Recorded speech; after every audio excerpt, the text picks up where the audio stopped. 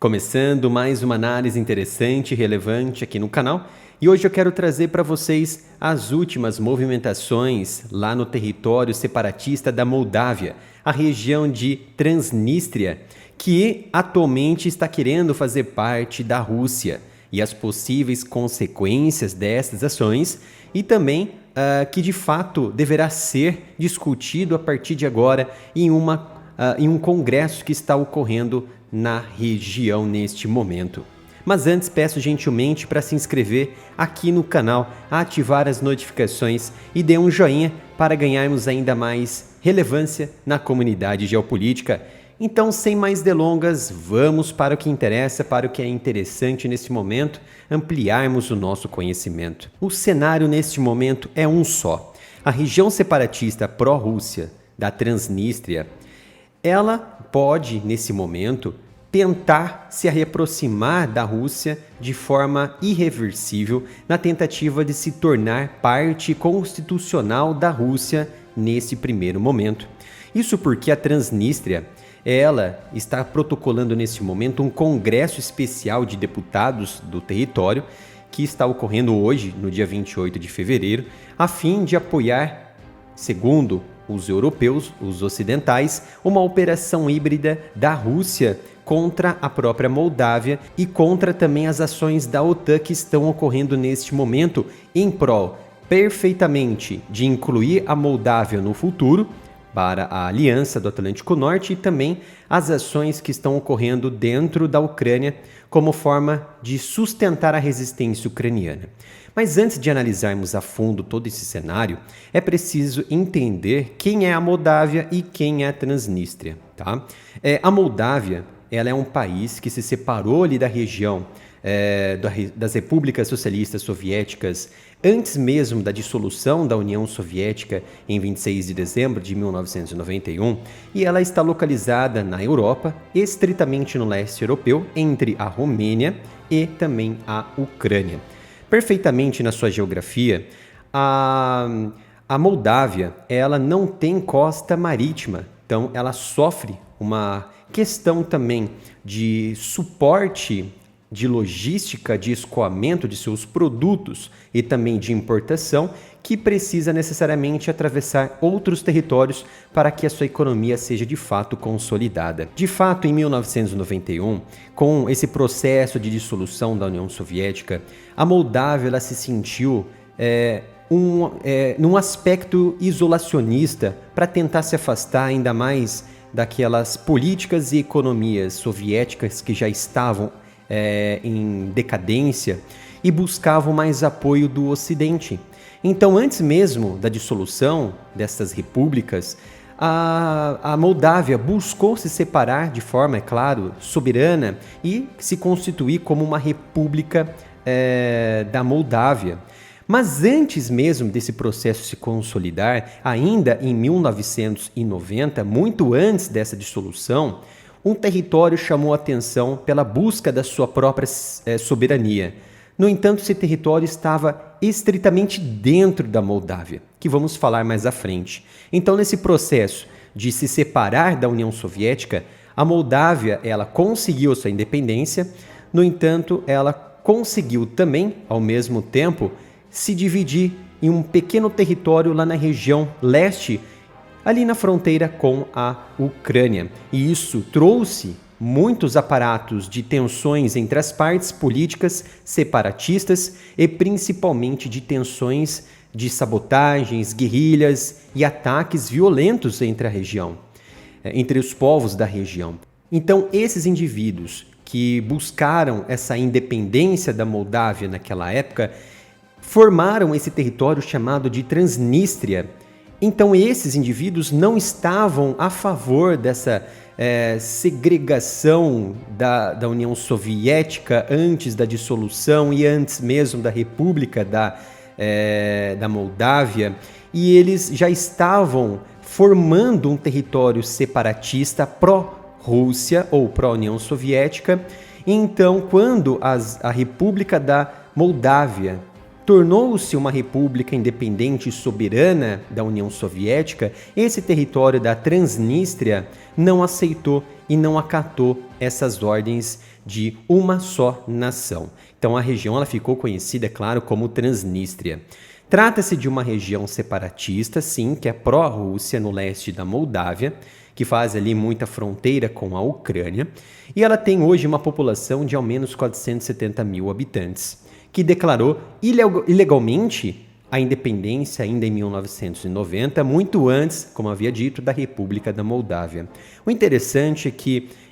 há ainda nesse território militares russos que fazem parte de 2 batalhões de infantaria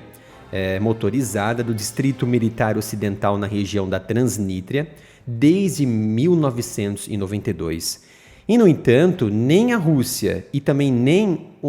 os membros das Nações Unidas reconheceram a soberania da Transnistria. Então, a região é considerada, tanto pela ONU quanto pela Rússia, como não soberana e não independente, que faz parte de uma só nação, que é a nação da Moldávia. Então, as relações com a OTAN, propriamente um dos objetivos claros que a Moldávia ela buscou para se tornar independente, veio logo depois da dissolução da União Soviética em 1992, quando a Moldávia ela aderiu ao Conselho de Cooperação do Atlântico Norte. Então hoje, com a guerra na Ucrânia, a Rússia ela veio ganhando mais espaço e a OTAN também ganhou cada vez mais espaço rumo às fronteiras da Rússia. E a Rússia ela ganhou mais espaço estritamente na guerra na Ucrânia, principalmente no leste da região, no oeste da região de Donetsk. Então a Moldávia ela não é um membro, tá, da OTAN, mas a sua influência política do Ocidente e também da Aliança do Atlântico Norte, a maior aliança militar do planeta, fez com que a região se tornasse uma região estrategicamente importante para a Ucrânia, OTAN e também para a Rússia. E principalmente agora, com essa aliança do Atlântico Norte buscando e também vem trazendo à tona a possibilidade de tropas pisarem na Ucrânia, mesmo tendo sido ali uma abertura meio que isolacionista por parte de Macron e também do polonês Duda, isso mostra que as intenções reais da OTAN de também se expandir na região e lutar diretamente contra uma Rússia cada vez mais não recuada, mas também cercada por conta desse expansionismo. Então, esses suprimentos de apoio pessoal e também de material da OTAN para a Ucrânia é visto como uma afronta a essas operações e guerra da Rússia, e que a Rússia busca agora também estreitar essas relações com a Transnistria e buscar esses separatistas mais nas mãos de Moscou, nas mãos do Kremlin. E isso é importante para trazer um melhor cenário a favor da Rússia em relação às políticas que a OTAN e também a União Europeia vem impondo sobre todas essas áreas e essas regiões que posteriormente poderiam utilizar a Moldávia como ponte ali de uma operação mais à frente e também colocá-la como uma nação futura da OTAN. Então, se você causa um descontentamento numa região importante como a Transnistria, você causa uma possível guerra de separação ali na região, como ocorreu em Donbas desde 2014. Isso impede que, no futuro, a OTAN possa englobar a Moldávia como, por exemplo, a 33ª ou 34ª nação, né, da Aliança do Atlântico Norte. Então, do ponto de vista, assim sendo, né, de tudo isso, de todo esse formato, fortalecer a Transnistria permite aos russos também um bloqueio natural desse contato da Moldávia em solo ucraniano. Então, diante desse contexto, políticos na região da Transnistria, eles prepararam uma solicitação formal, que isso veio de bastidores políticos, tá? Uma formalidade de solicitação para que a Rússia anexe a Transnistria, aquela região na Moldávia, como pertencente constitucionalmente à Rússia, à Federação Russa. E vai ser entregue esse pedido formal nas mãos do próprio presidente russo, Vladimir Putin. Mas isso acontece, deve acontecer, no evento chamado Congresso Especial que está ocorrendo neste momento lá na região da Transnistria, que foi convocado pelos políticos e deputados da região separatista, que não é reconhecida pela Moldávia e nem também pela comunidade internacional. Então, políticos nos bastidores, como Gennady Shorba, ele disse que o governo da Transnistria ele apresentará formalmente esse pedido ao Kremlin através desse congresso especial que está ocorrendo neste momento na Transnistria. Esse congresso especial não ocorria desde 2006, ou seja, há mais de 18 anos. Só que o mais interessante é que dias atrás, o ministro das Relações Exteriores da Rússia, Sergei Shoigu, disse abertamente que os direitos dos separatistas da Rússia, ou seja, pró-Rússia lá na Transnistria, devem ser respeitados. Inclusive, analistas do Ocidente acreditam também que o desenvolvimento faz parte de uma campanha de operação híbrida da Rússia sobre toda a região da Europa e também da região da Ucrânia.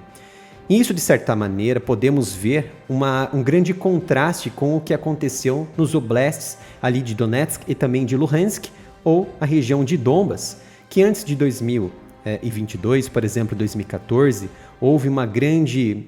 briga, uma batalha entre as partes, entre o governo ucraniano com esses separatistas. Então veio em 2022, em 22 de fevereiro de 2022, a Rússia, com Vladimir Putin, reconhecendo esses dois territórios que eles chamaram de repúblicas populares, de Donetsk e de Luhansk, como pertencentes à Constituição da Rússia. E numa medida, não foi desesperada, mas uma medida para, segundo a Rússia, proteger esses separatistas que estavam sendo bombardeados, atacados pelo avanço ucraniano, que não estavam perdoando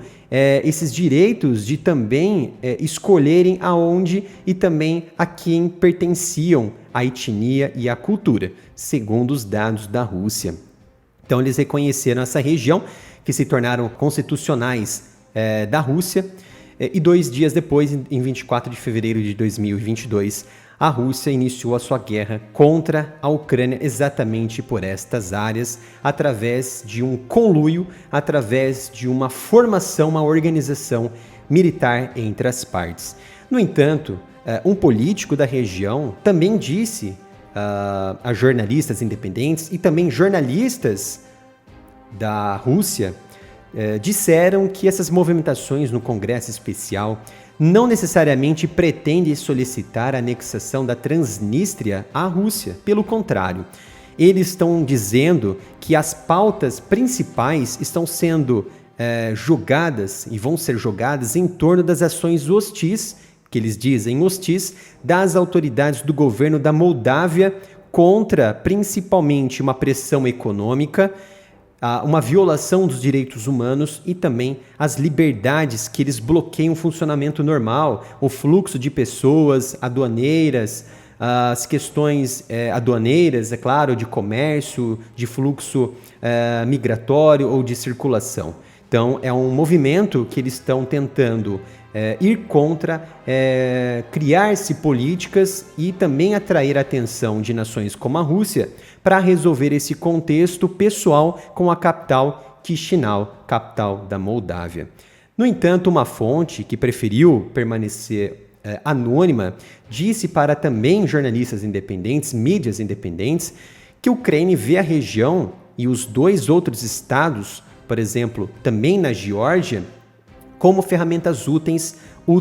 para a sua guerra híbrida contra a Europa. Como havia dito, se você tem uma causa instável dentro da Moldávia, você não vai no futuro conseguir, por parte da Aliança do Atlântico Norte, a OTAN, conseguir colocar para dentro a Moldávia como um Estado-membro. No entanto, quando você tem uma instabilidade, é claro que a OTAN ela não vai absorver essa nação que está instável, porque ela não quer trazer guerra para si, porque senão teria que ativar os artigos subsequentes que tomam conta sobre esse tipo de caso, como o artigo 5º. Então, para que uma nação possa adentrar na aliança, é preciso ter estabilidade, também estabilidade militar, com o PIB relacionado à defesa mediante as regras da OTAN, da aliança, para assim ser integrada numa aliança, a maior aliança militar do planeta. E para finalizarmos, é importante destacarmos que o território leste da Moldávia, a Transnistria, ela possui cerca de 470 mil habitantes, como havia dito, e atualmente há 20 mil militares ativos que compõem as forças armadas regulares do território da Transnistria. Tá? Cerca de 5% ali dos habitantes. Então isso acrescentaria uma força, sem dúvida, auxiliar para o poderio militar da Rússia na região, principalmente a oeste da Ucrânia, e também fomentaria um flanco direto, um flanco defensivo do comando na porção de Kherson e Zaporizhia. Não que eles fariam parte desse comando, mas seria um apoio defensivo em caso de necessidade das tropas russas que atuam lá na região norte da Crimeia, nas porções de Kherson e Zaporizhia. Espero que tenham gostado desta análise, deste vídeo. Peço gentilmente para se inscrever no canal, ativar as notificações, dê um joinha, dê um curtir, compartilhe o vídeo para que possamos ganhar ainda mais relevância na comunidade geopolítica e que isso vai ajudar e muito o meu trabalho. Espero que tenham gostado e nos vemos no próximo vídeo aqui no canal.